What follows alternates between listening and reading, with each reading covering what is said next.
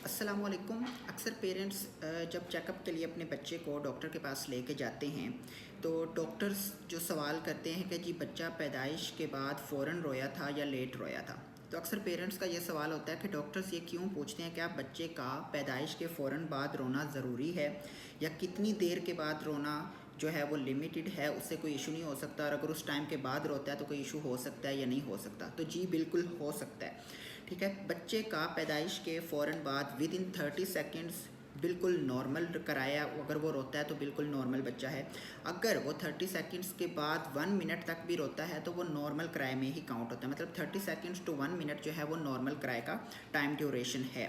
ठीक है, लेकिन अगर 1 मिनट से भी एक्सीड कर रहा है, 1 मिनट के भी बाद रो रहा है बच्चा, डिलेड क्राई की तरफ जा रहा है, तो उससे आपको इश्यूज़ हो सकते हैं, बच्चे को इश्यूज़ हो सकते हैं। उसमें सेरिब्रल पाल्सी हो सकता है, हाइपोक्सिक इस्कीमिक इंसेफेलोपैथी हो सकती है, कोई भी डेवलपमेंटल इशू हो सकता है, डेवलपमेंटल डिले जिसमें स्पीच डिले हो सकता है, मोटर डिले हो सकता है, कोग्निटिवली डिले हो सकता है वो बच्चा, फीडिंग इश्यूज हो सकते हैं, बच्चे को सीजर्स झटके लग सकते हैं। क्योंकि होता क्या है कि जब बच्चा रोता है तो उस वक्त ऑक्सीजन सप्लाई स्टार्ट होती है बच्चे में, और मेनली ऑक्सीजन सप्लाई ब्रेन की तरफ जाती है।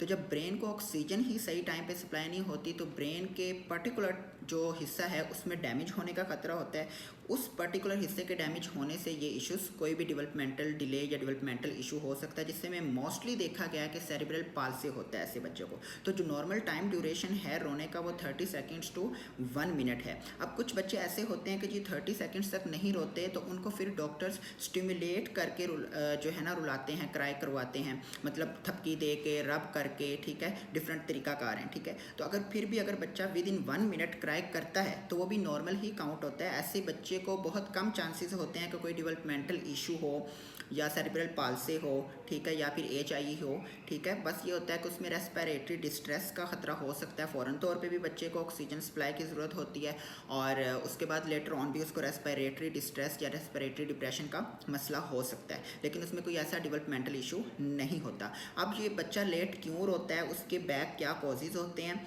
ठीक है, और इसके में इंशाल्लाह नेक्स्ट कोई और वीडियो में इंशाल्लाह आपसे ये डिस्कशन होगी। और अगर आपके पास भी कोई ऐसा बच्चा पैदा हुआ है जो डिलेड क्राई हो रहा है, जो घर में भी फॉर एग्जांपल अगर डिलीवरी हुई है, तो फ़ौरन तौर पर उसको हॉस्पिटल में ले जाएं ताकि उसके डिलेड क्राई का ट्रीटमेंट किया जाए।